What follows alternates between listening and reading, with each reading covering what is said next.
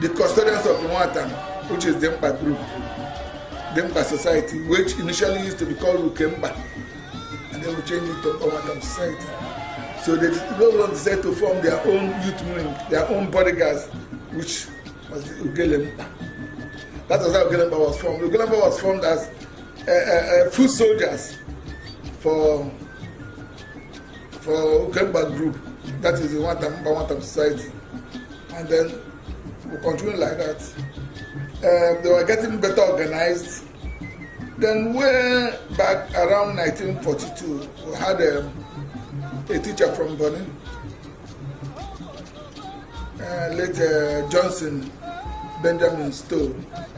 He was the headmaster in Uganda, and he had friends because Uganda was the hub of commerce in southeastern Nigeria in those days. There were a lot of people, the stalwarts who were there, who were all members of my father has a property of the NWAOTAM group. So he pleaded with them that this play, I mean, he got enchanted, and he married an Opobo woman, Mazi Warisa. So he got so enchanted with the play that he pleaded with our grandfathers to please come and play this in his town, which is Benin. Well, one thing leading to the other, they got themselves together. Got everybody on.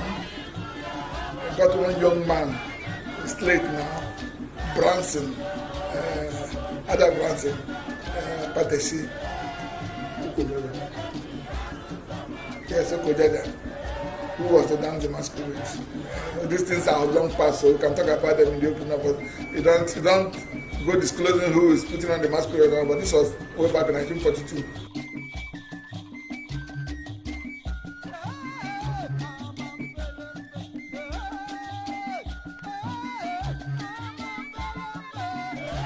The Ndokyo started dancing it, and because the deities, the original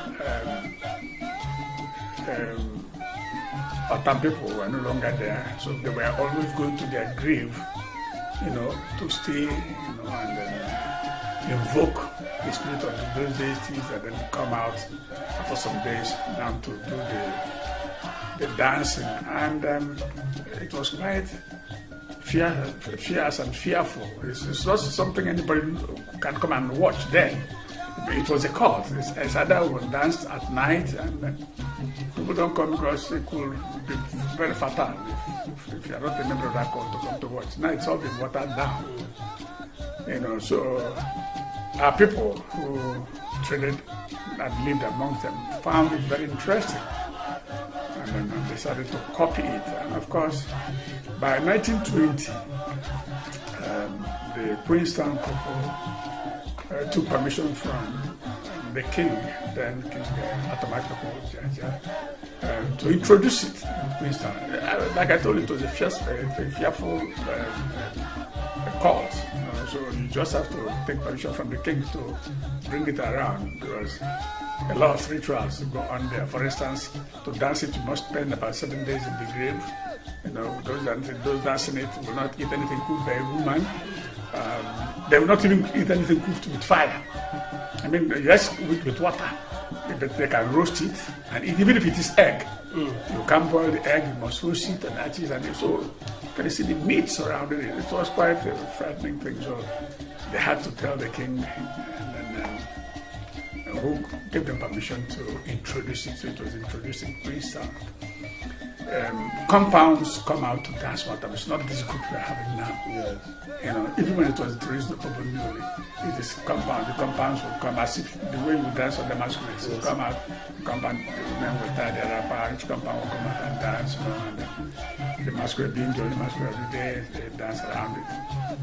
But with time and development, people started forming themselves into groups. That's why you have the groups that they just live in.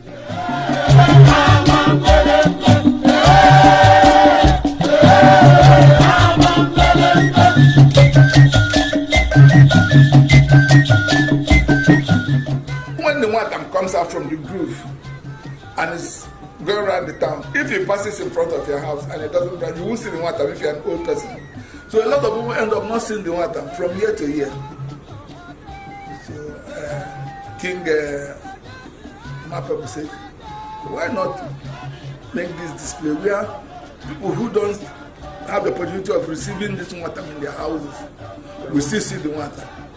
So they decided that when the water plays, before the water finish the place over, the water will go on the rooftop, climb the rooftop to dance on the rooftop. So that those who did not see it, I mean, if we are not opportune, that the one doesn't pass in front of my house, but if I come out to the city, to Opuari, I'll be able to see the water on the rooftop. So those last 15-20 minutes of the water displaying on the rooftop, you know, became sine qua non. Everybody wanted to come out, you know. So the elderly ones, they will hold them by the hand and they will be there watching.